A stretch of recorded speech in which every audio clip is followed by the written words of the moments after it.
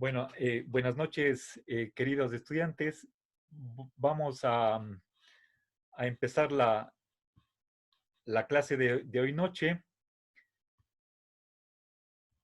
A ver, tengo planificado el avanzar a Platón y Aristóteles.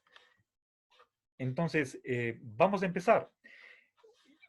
El- en el, en el Google Drive les he compartido las lecturas y para el caso de Platón está también simplemente una hojita que es esta que tengo en mis manos, bueno, un par de páginas en, en las cuales están citas textuales de Platón en traducción española y quisiera que son citas que simplemente apoyan la exégesis que hace Lorenzo Peña con respecto a las obras del periodo medio, principalmente el Fedón y la República, y los diálogos de la vejez, especialmente el Parménides y el Sofista. Entonces, vamos a ver las ideas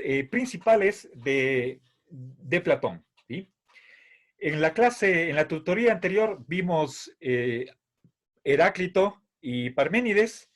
El primero insistía en la contradicción y seguramente causó un poco de asombro en sus contemporáneos, por lo cual se le apodó el oscuro.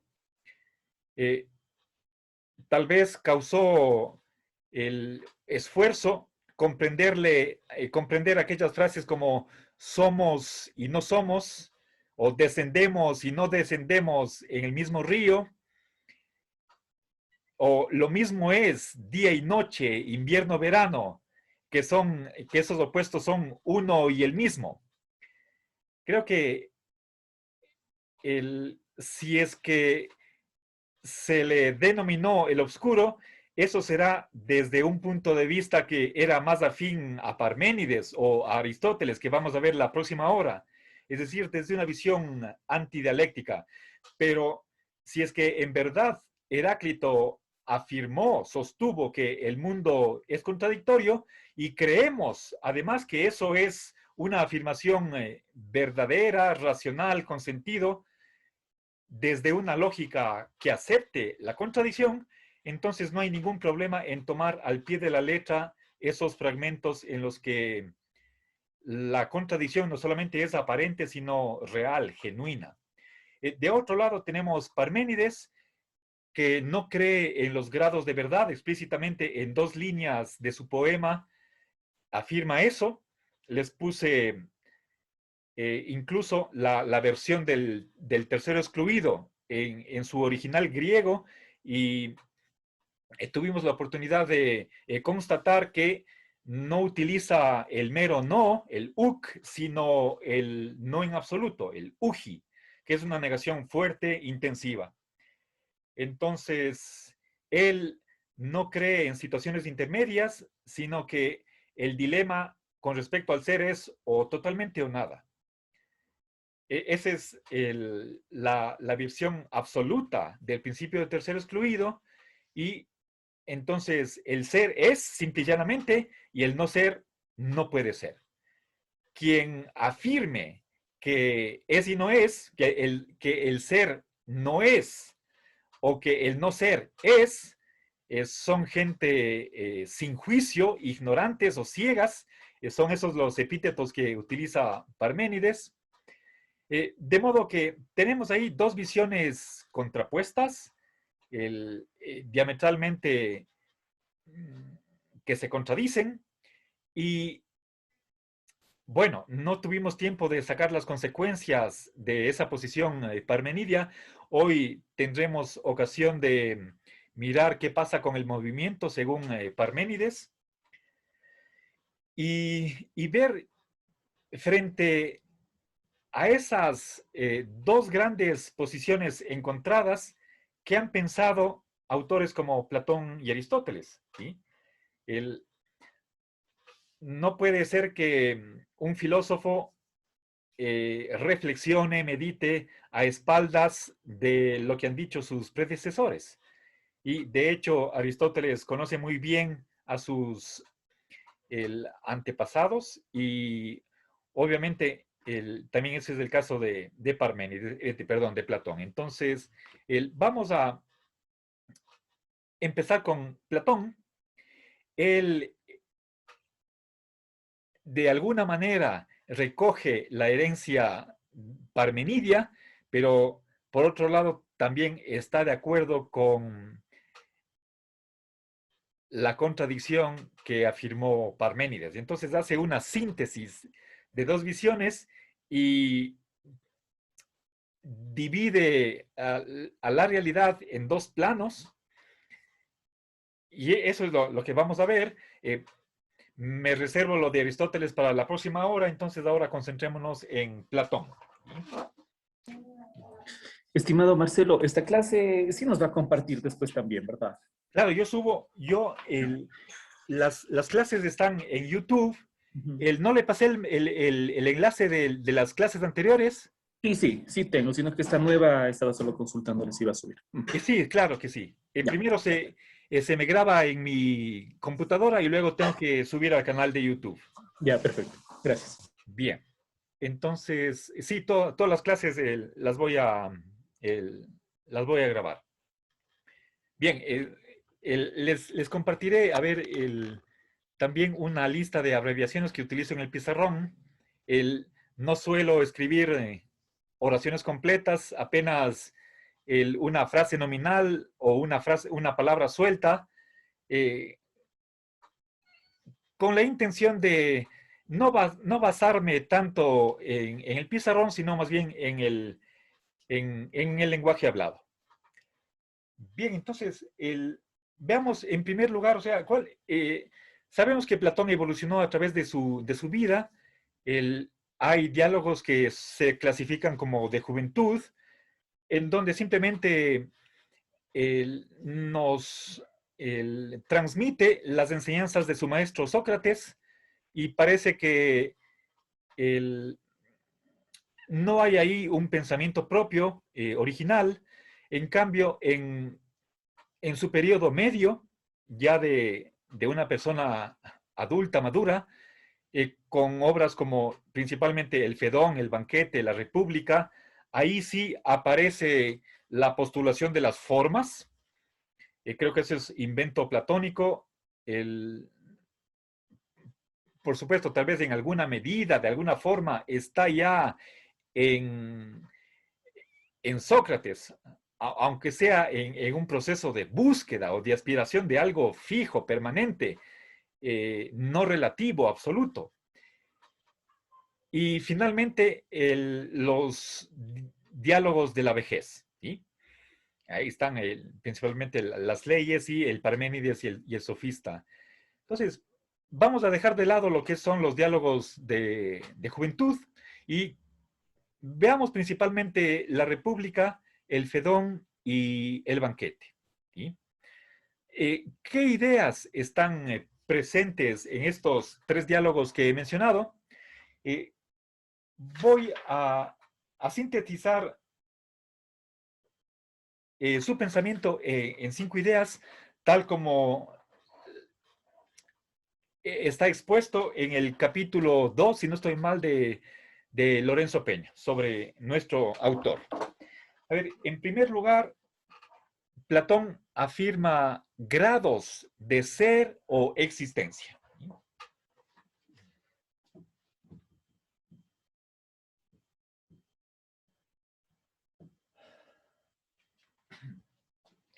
Vean, cuando hablamos de grados, estamos hablando de el más y el menos. ¿Sí?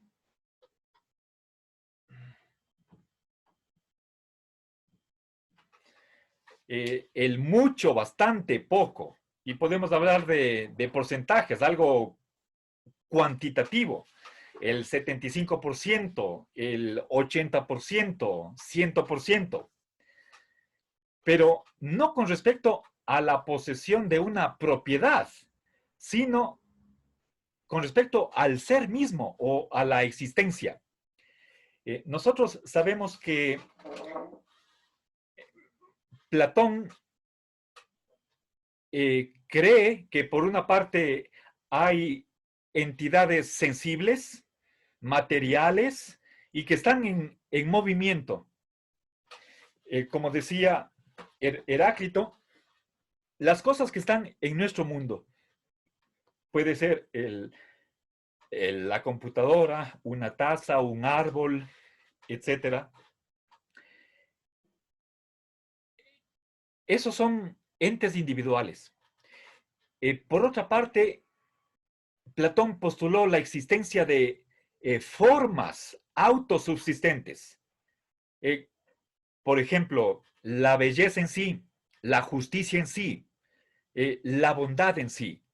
Hay personas que son justas, acciones que son justas, personas, leyes, instituciones justas, pero otra cosa es la justicia, con mayúscula.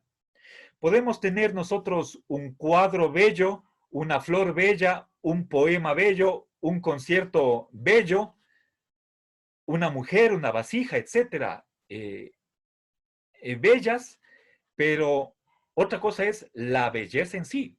Esas son las formas que para Platón estaban más allá de la naturaleza. ¿Sí? La palabra que utiliza Platón para esto es idea en griego, pero yo prefiero el no utilizar esa palabra porque nosotros contemporáneamente más bien le damos un sentido moderno a esa palabra idea como un concepto mental, mientras que para los antiguos griegos la palabra idea era simplemente la figura. Si es que yo, por ejemplo, quiero decir que la forma del pizarrón es rectangular, para designar la forma, los antiguos utilizaban la palabra idea. Demócrito utiliza esa palabra para decir que las ideas de los átomos son, unos son ganchudos, otros son redondos, etcétera. Idea es forma, figura. Entonces, no quisiera que utilicemos esa palabra idea con esa contaminación moderna, como aludiendo a algo mental. Entonces, prefiero más bien utilizar la palabra forma. Hay cosas bellas y aparte, en otro mundo, está la belleza en sí. Es la participación de los individuos en las formas lo que les hace existir, lo que les da ser o existencia. La participación da el ser. Ahora,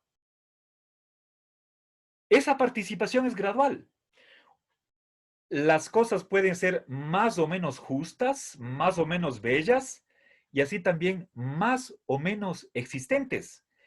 Platón compara las cosas que pertenecen al alma, a la inteligencia, a la ciencia, a la verdad, con otras cosas que tienen que ver con el cuerpo, con el alimento, con la subsistencia, y dice que las primeras participan más de la existencia que de las segundas. Ustedes en esta hojita de recolección de pasajes tienen las citas exactas. Espero que ustedes lo lean. En esta clase no lo voy a hacer, sino simplemente a presentar las ideas principales. ¿Sí? Entonces, textualmente, Platón está diciendo que hay entidades que participan en mayor medida de la existencia y otros participan en menor medida. ¿Sí? Entonces, eso en la República, ¿sí? Y varias veces. Ahora, veamos. Si es que hablamos de grados de ser, eso quiere decir que, por una parte, bueno, tenemos una jerarquía y los niveles más altos o el más alto está ubicado en las formas subsistentes. Entonces, imaginémonos que tenemos una escala. ¿Sí?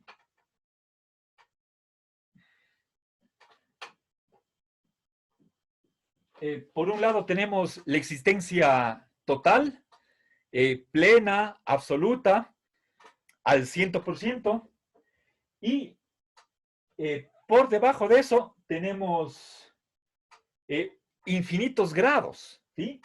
Por el otro lado deberíamos tener el 0%, pero eso en realidad no hay. Aquí no hay un tope. Creo que en este punto tenemos que darle la razón a Parménides. Lo que no es nada de nada, no existe en absoluto, en ninguna medida. Entonces, en esta escala, en el nivel más alto tenemos las formas. ¿Sí?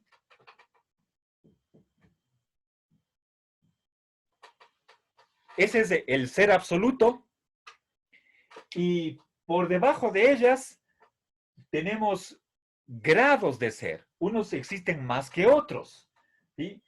En algún punto de esta escala hay el 50%. ¿Sí? Seguramente nosotros, nuestro grado de realidad está ubicado en la mitad superior. Somos reales, pero no tanto como las formas. Existimos, pero menos. Y debajo del 50% seguramente estarán también los seres imaginarios, ficticios de la literatura, los entes literarios. ¿Sí? Actualmente nosotros podríamos decir que menos del 50%, ahí en esa región de la mitad inferior están entidades como Sancho Panza o Sherlock Holmes, Superman, Caperucita Roja, los tres chanchitos y el lobo feroz, ¿sí? Etcétera, etcétera. ¿Sí? Bien, los famosos entes imaginarios. Entonces, podemos hablar de que esta es una escala en el ser. ¿Sí? Por arriba tenemos el ser absoluto. ¿Sí? Y por abajo el no ser.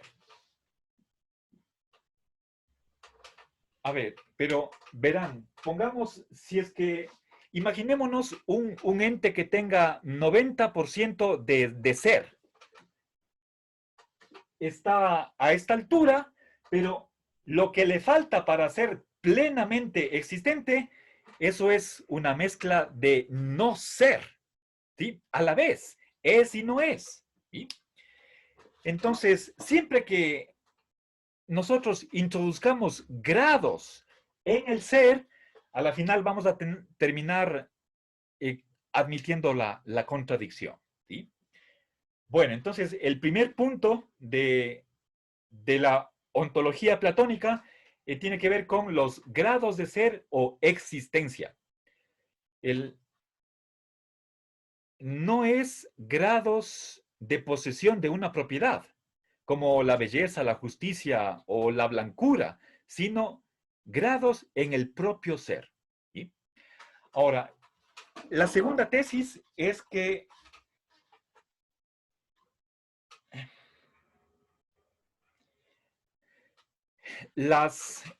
¿por qué las formas subsistentes como la belleza, la justicia con mayúsculas, por qué tienen un grado absoluto?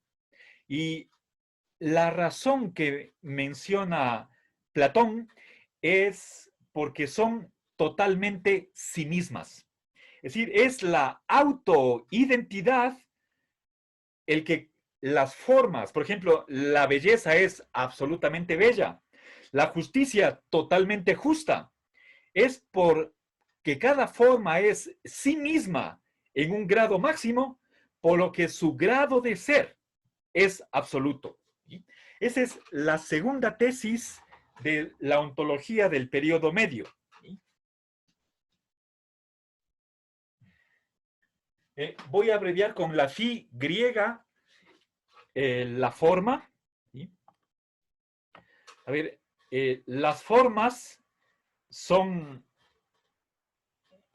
absolutamente sí mismas, ¿sí? Existen totalmente, ¿sí? Existen totalmente por ser totalmente autoidénticas.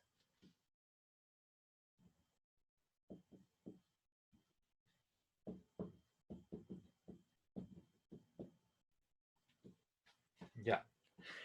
Con otras palabras, este segundo punto lo que quiere decir es que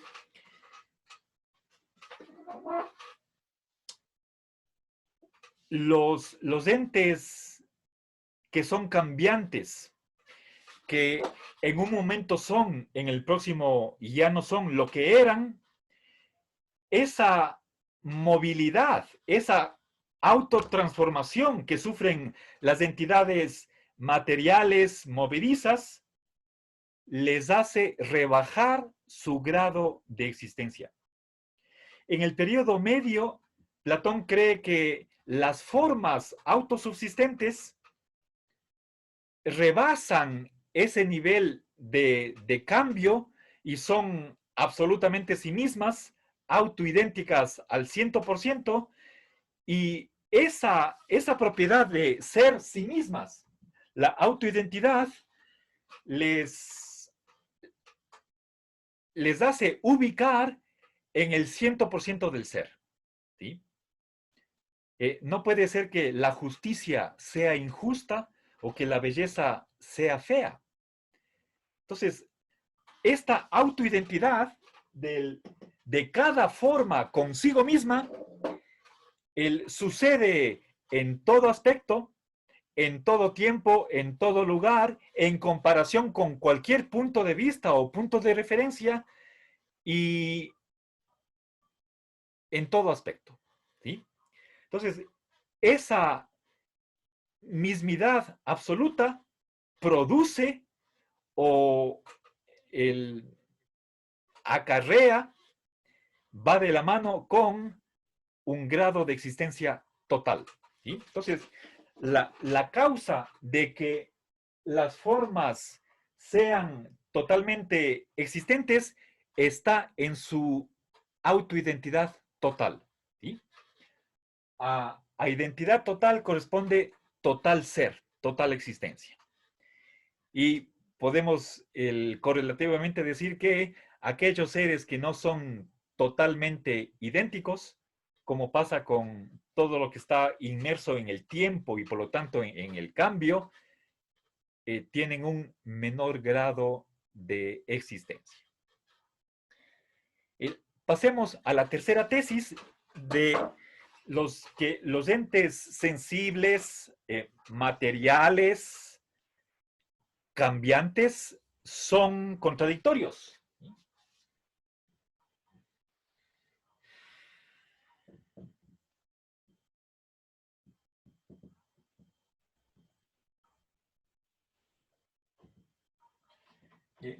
Voy a abreviar contradictorio simplemente así. La C es contradicción y esta O chiquita contradictorio, más la S para hacerle plural. Mirá, las formas son inmateriales,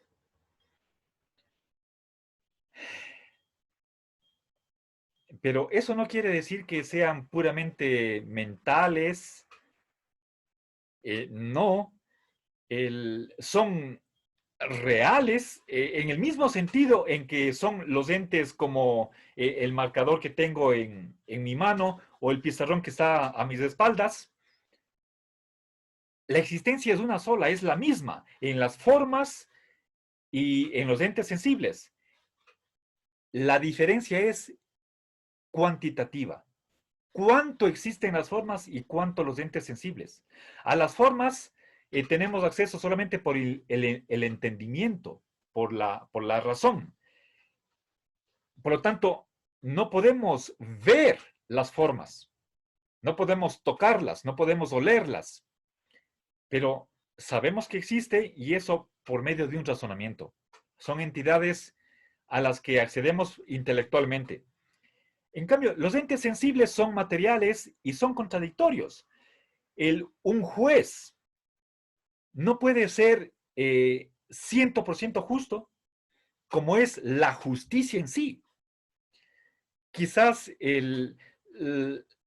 algún caso que le toque resolver se topa ante un dilema en el que la situación del mundo es tal que, sea cual sea el veredicto que dé, va a violar alguna norma jurídica y en esa medida sería injusto. Pero esas son situaciones humanas, ¿sí? Ejemplos que pone Platón son varios. Uno de ellos tiene que ver con simias. Él está comparando a tres personas, Sócrates, Simias y Fedón, que son como aquí, en cuanto a la estatura, están ordenados de tal manera que Sócrates es el más bajo, Fedón es el más alto, y en medio está Simias.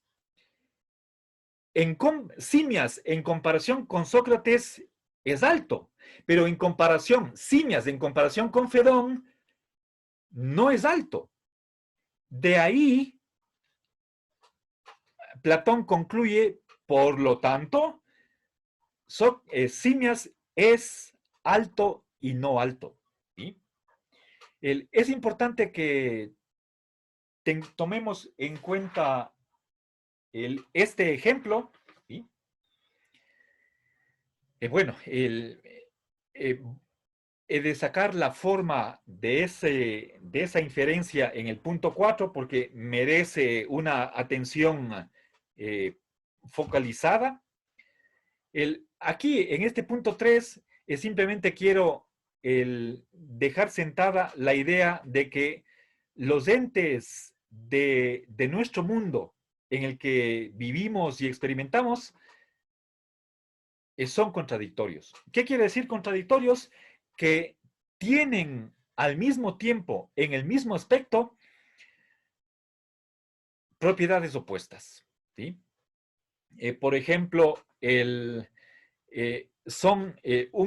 un mismo ente puede ser bello y feo, alto y bajo.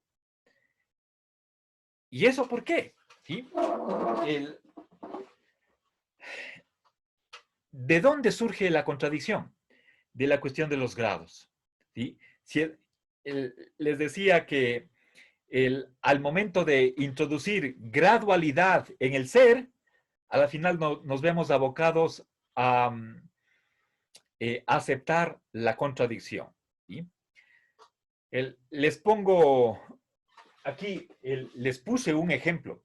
Si es que una entidad es sensible, material, solo participa en alguna medida, hasta cierto punto, de una forma, digamos, por ejemplo, participa en un 90% en la blancura, le falta todavía un 10% para llegar a poseer la blancura en un grado total. Ese 10% es de no blanco. Entonces participa a la vez de la blancura y de la no blancura. Por lo tanto, es y no es blanco. Siempre que haya grados, entonces Platón reconoce que tenemos que admitir la contradicción. ¿Sí? Es solo por la gradualidad por lo que hay contradicción. ¿Sí?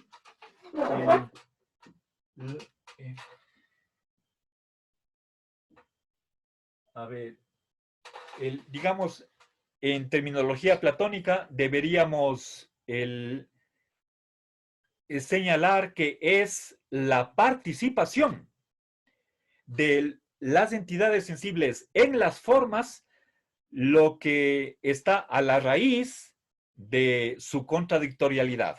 ¿Sí?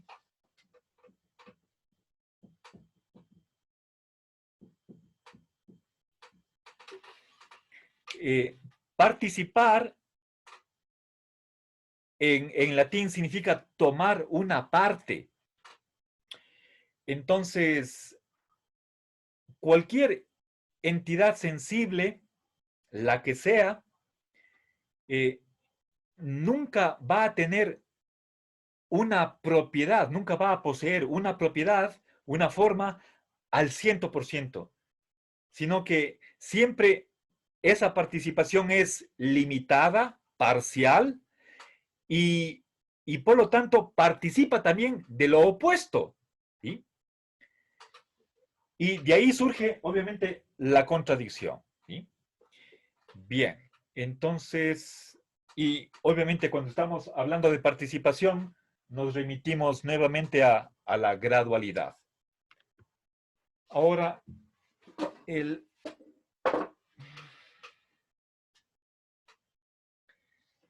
el Platón en el simposium, en el banquete, él pone el ejemplo de el amor, y aquel personaje que en la mitología romana se lo representa como Cupido, un niñito alado que atrás tiene el, un, el conjunto de flechas y al clavarle en una persona se queda enamorada. ¿Sí?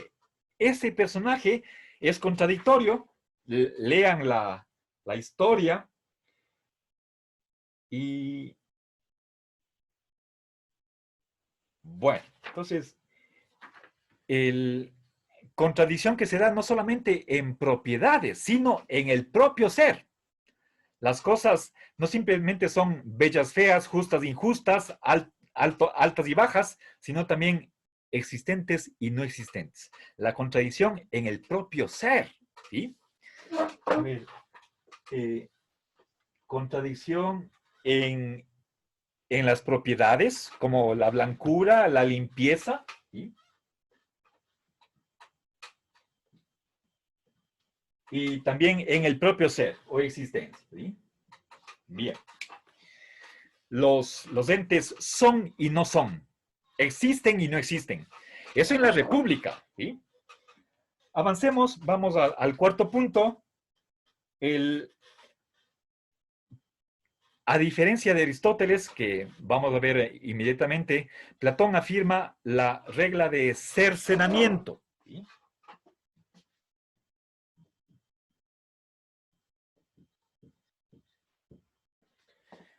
Sabemos que cercenar significa cortar, suprimir, eliminar.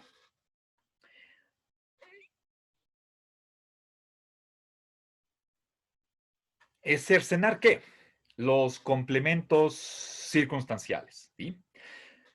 Volvamos al ejemplo de simias. ¿Sí? O pongamos, si quieren, otro ejemplo que me sirve mejor para ilustrar en qué consiste esta regla. Platón, en una de sus obras, a ver, en el Alcibiades, en ese diálogo, menciona que un zapatero es hábil para la confección de calzado. ¿Sí? El zapatero es hábil para la confección de calzado. ¿Sí? Pero, ¿sí? Entonces, ¿qué tenemos aquí? ¿Sí?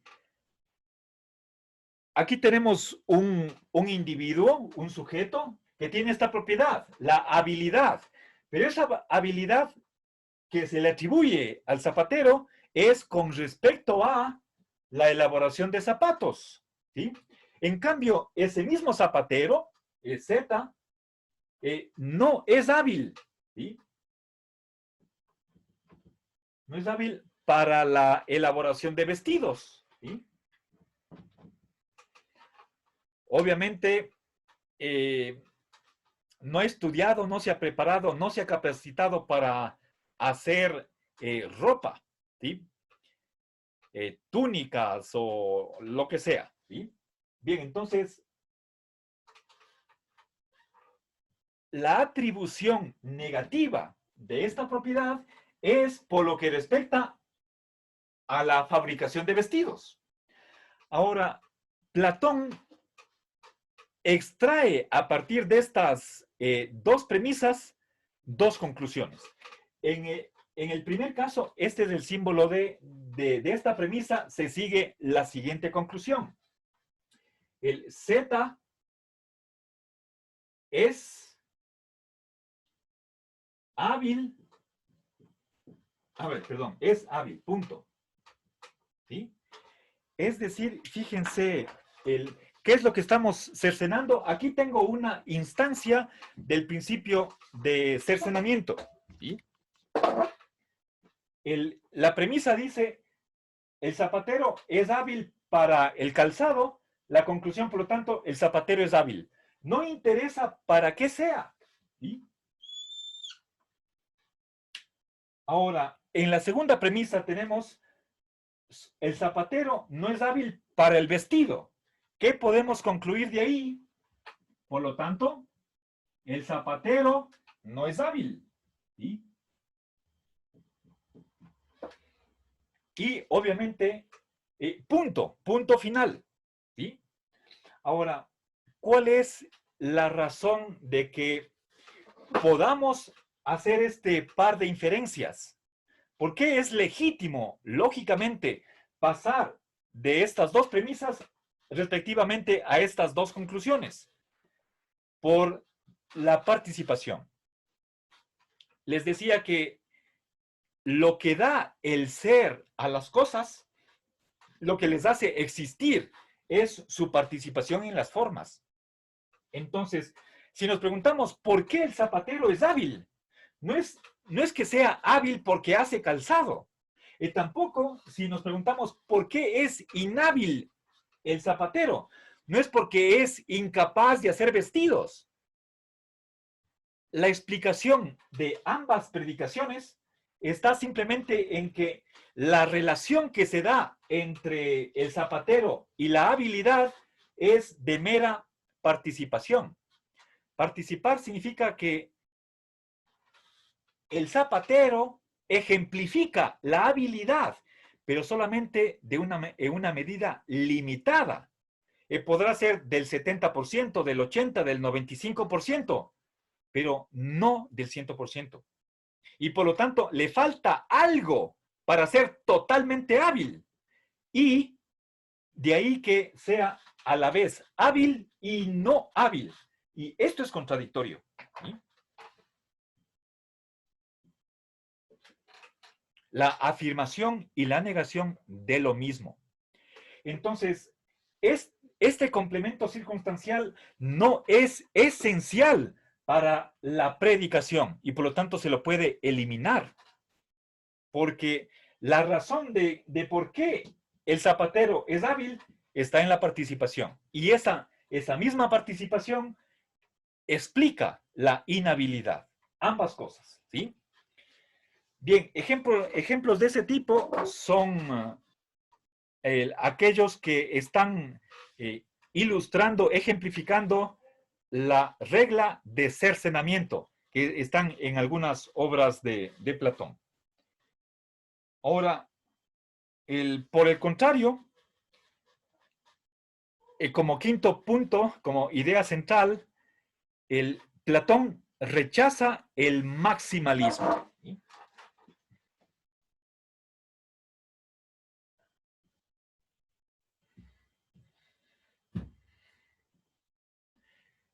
Este es la negación total y quiero que sí, sea el símbolo de el rechazo. ¿Sí? No al maximalismo.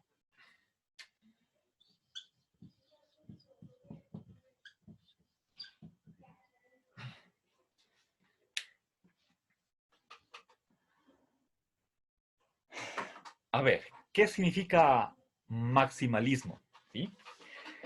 Es aquella posición que podemos relacionarla con Parménides, con Aristóteles, y que consiste en afirmar que para que un objeto tenga una propiedad, la debe poseer totalmente, al 100%. Si es que un estudiante es aplicado, entonces tiene que pasar con 100 sobre 100. ¿Sí? No puede ser que un estudiante sea aplicado y tenga 99 sobre 100. Peor, 95. Para que un estudiante sea bueno, tiene que ser óptimo. Eso es el maximalismo.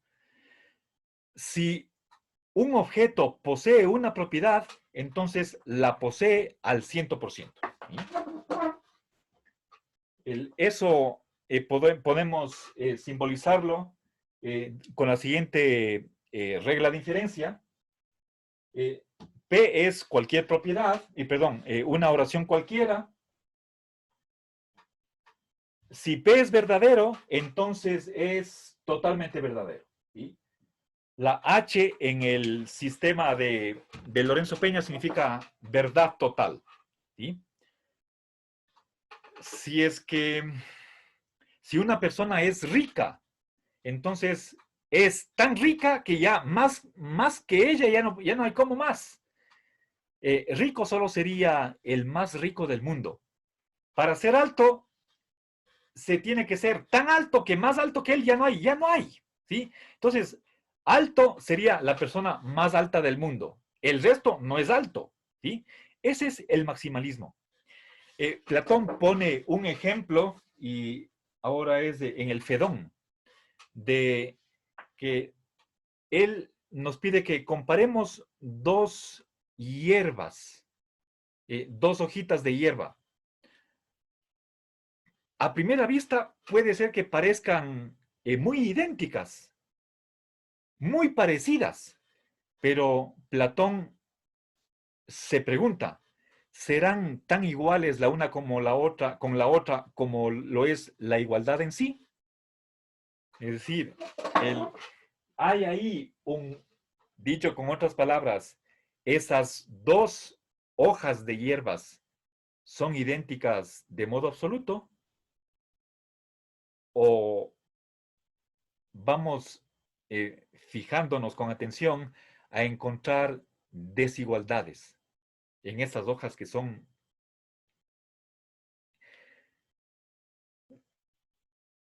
muy iguales, pero que les falta para que sean 100% iguales. ¿Sí? Bueno, y finalmente, en los últimos minutos que me queda, quisiera hacer referencia a... pasemos a la segunda ontología de Platón. Voy a examinar un párrafo que está en su diálogo de la vejez, el Parménides, y con ello quiero mostrar varias cosas, entre otras, la tesis de que el no ser existe. Y eso le voy a poner como el sexto punto. ¿Sí?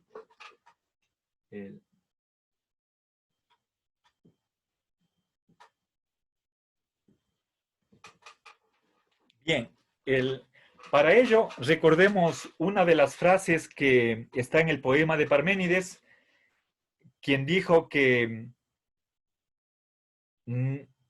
nunca se logrará probar que el no ser es. ¿Sí? Eso para Parménides es imposible. Nadie podría probar eso. Pero precisamente Platón admite ese reto o desafío y nos da pruebas de que podemos afirmar racionalmente, con cierta justificación, de que Parménides estaba equivocado y que por lo tanto el no ser es. ¿Sí? Quiero compartirles el parrafito en mención. Estoy en el Parménides 162a. Él dice, así pues, parece que lo uno es inexistente. ¿Por qué? A ver, un ratito, voy a parar aquí el video. A ver, voy a compartirles el parrafito en cuestión. Dice, lo uno es inexistente. ¿Sí? A ver, ¿por qué? ¿De dónde sale esa primera conclusión? De que está hablando de lo uno, ¿cuál es esa entidad? Podemos pensar que es el ser parmenidio. Sabemos que para Parménides no hay multiplicidad. El único ser que existe es uno solo. No hay dos, sino que es uno solo, ¿sí? Lo uno, ¿sí?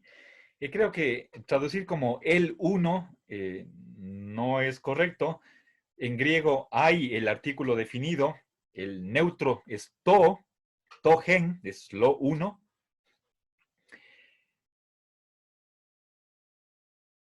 El ser absoluto, ¿sí? Ahora, ese ser es autoidéntico. Entonces, por una parte, sabemos que el ser existe, o si quieren, lo uno existe. Por otra parte, sabemos que lo uno es uno, ¿sí? El principio de identidad, ¿sí? Eh, lo uno es uno, ¿sí? Aquí, cuando en la primera oración decimos que lo uno es, estamos diciendo que lo uno existe, ¿sí? Pero si es que ambas oraciones son correctas, entonces eso quiere decir que lo uno tiene existencia. En cambio, acá abajo tiene unidad, ¿sí? Pero existencia y unidad no es lo mismo. No es lo mismo existir que ser uno. Y por lo tanto, de aquí se sigue que hay una multiplicidad. Si no hay una unidad, ¿sí?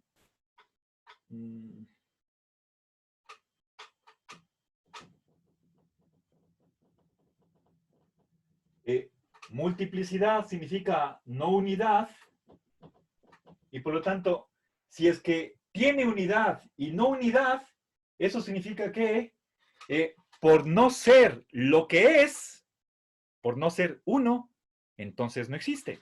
¿Sí?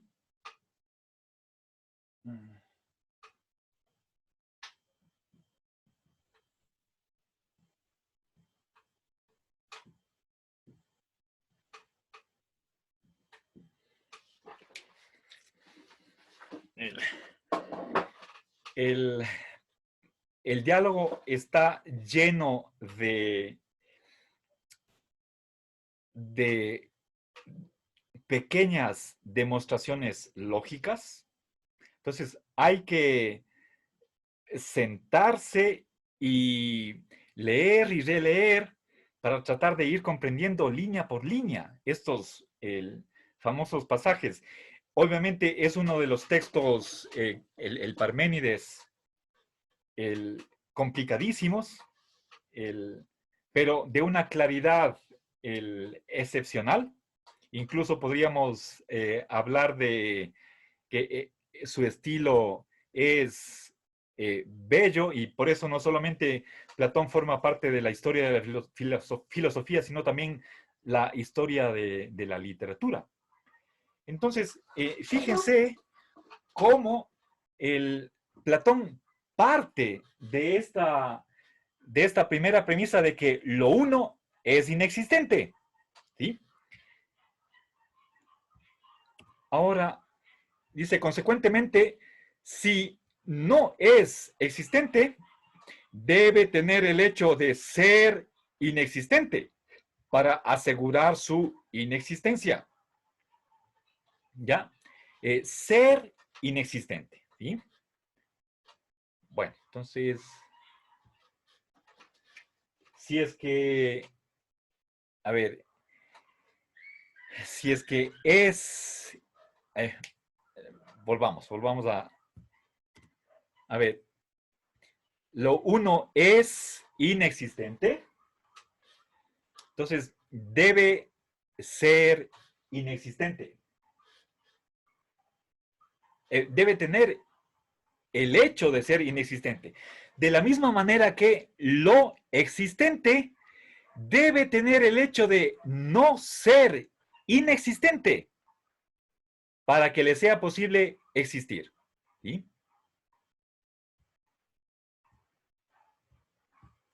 ¿Ya? Verán, pongamos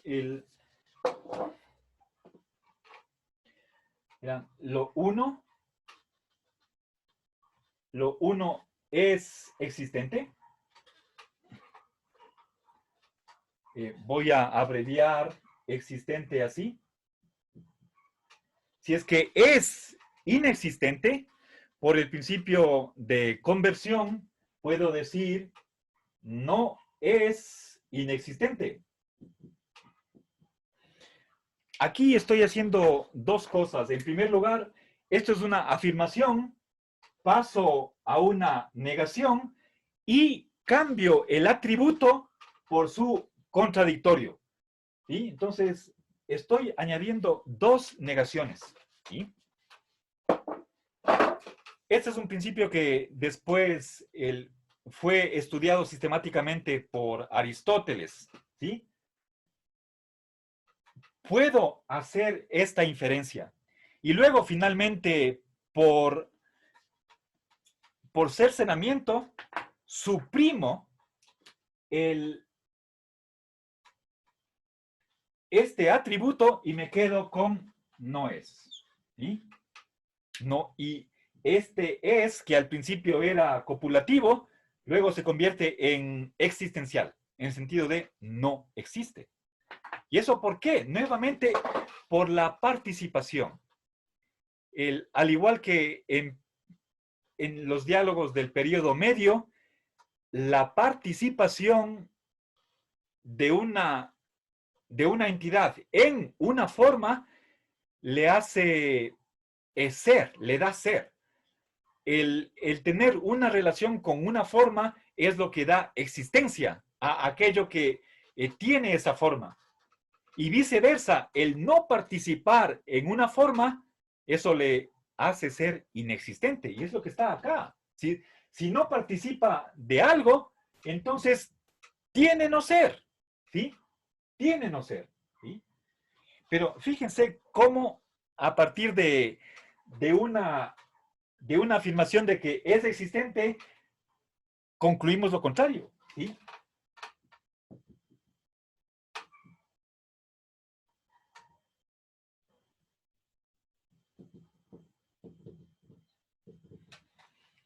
Y eso es lo admirable. ¿Sí? De que es existente, concluimos, es inexistente. ¿Sí?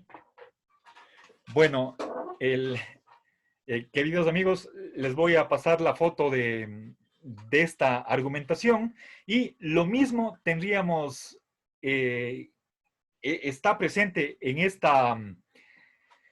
este pasaje con respecto a la premisa contraria. A ver, solamente para terminar, veamos. Finalmente, les leo veamos desde aquí, ¿sí? Dice así, ya que lo existente tiene no ser y lo inexistente tiene ser, está hablando en general. Lo uno también, puesto que no existe, debe tener ser para ser inexistente, ¿sí? Así pues, parece que lo uno tiene ser si es inexistente y también tiene no ser ya que no es existente, ¿sí? Bueno, termino con esto, queridos estudiantes, pero antes de cerrar esta primera hora, sí quisiera insistir en que este diálogo de la vejez no es una serie de sofismas, puro juego de palabras. De hecho, alguna de las inferencias serán inválidas. En realidad, tendríamos que esperar hasta Aristóteles para tener por primera vez en la historia del pensamiento reglas claras, intersubjetivas, que puede verificar una máquina con respecto a si un argumento vale o no. Eso no había en tiempos de Platón. Y por lo tanto, se le puede haber pasado alguna argumentación incorrecta, lógicamente. Pero no podemos generalizar que ningún argumento sea válido, y este es simplemente un ejemplo más de sofística. Eso creo que es ir demasiado. En realidad creo que la mayoría de las argumentaciones son lógicamente válidas, y hay obras de los estudiosos de Platón en los que formalizan los argumentos y van línea por línea, simbolizando y viendo cómo es posible que de esa línea se saca tal conclusión. Bueno, por falta de tiempo, lamentablemente no puedo hacer un análisis mucho más detenido del resto del Parménides, o tampoco el aludir a la cuestión del sofista, en el cual se dice que la falsedad es decir el no ser, pero el no ser existe, ¿sí? Eso lo dejo para que ustedes lo estudien y lo procesen en el capítulo que tienen de Lorenzo Peña. Entonces, vamos a hacer unos 5 minutitos de receso, y a la vuelta empezamos con Platón, y con eso finalizamos nuestra sesión de hoy noche.